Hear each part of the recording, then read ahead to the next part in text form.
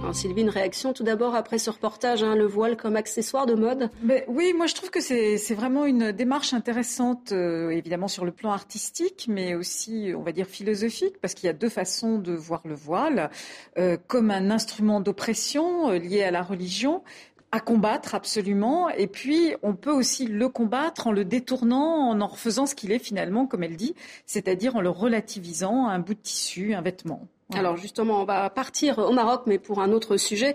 C'est un bateau pro-avortement qui a créé la polémique la semaine dernière. Oui, et en fait, je dirais que les questions aussi se posent comme pour le voile. Comment est-ce qu'on fait pour faire avancer la cause des femmes dans certains pays où il y a des sujets tabous comme l'avortement? Alors, donc là, c'est le bateau avortement de Women on Waves, qui veut dire littéralement femmes sur les vagues, qui a voulu accoster au Maroc à l'invitation d'une organisation des droits humains.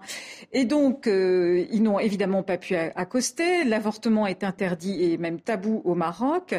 Et dans Terrienne, sur Terrienne, une écrivaine journaliste pose la question de savoir comment est-ce qu'on fait avancer la cause. Est-ce qu'on le fait avancer en disant c'est une liberté pour les femmes et ça va pas tellement marcher au Maroc, ou bien est-ce qu'on en fait une question de santé publique, puisqu'il y a des milliers de femmes qui voilà, et qui en meurent chaque année. Alors, un coup de cœur à présent sur Terrienne pour une artiste sénégalaise. Oui, Sister Fa, que nous avons rencontrée à Bruxelles.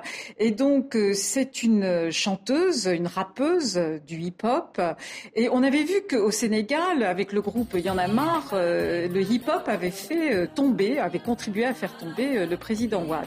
Et donc, elle se sert aussi du hip-hop, Sister Fa, pour faire avancer sa lutte contre l'excision dont elle a elle-même été victime. Et c'est un témoignage très très émouvant parce que justement ça vient d'elle-même, quoi. Voilà. Et donc il y a d'autres artistes comme Tikenja Folly que vous aviez reçu dans une émission contre l'excision. Voilà. Et donc elle est vraiment, je trouve, très très émouvante et c'est une belle voix. On l'écoute un petit peu. Pendant pour moi tout le matin, je pars pour les rizières, mais porté au dos, je parcours des kilomètres, déguisé un haillon comme si je n'avais rien à mettre. Pour vivre heureux, c'est le travail que je dois admettre. Je dépense toute mon énergie sans... Alors un dernier mot sur la Biélorussie, droit humain, droit des femmes. Ouais. Alors voilà, on sait bien que la Biélorussie est gouvernée par le président Loushenko, sympathique personnage, très autoritaire pour ne pas dire plus. Et donc les opposants, ils sont férocement réprimés, emprisonnés, torturés, etc. Et évidemment, là, les femmes, comme on l'a vu en Égypte et comme au Chili, par exemple, les opposantes qui sont emprisonnées subissent des traitements liés au sexe, avec des humiliations sexuelles à répétition dans les prisons.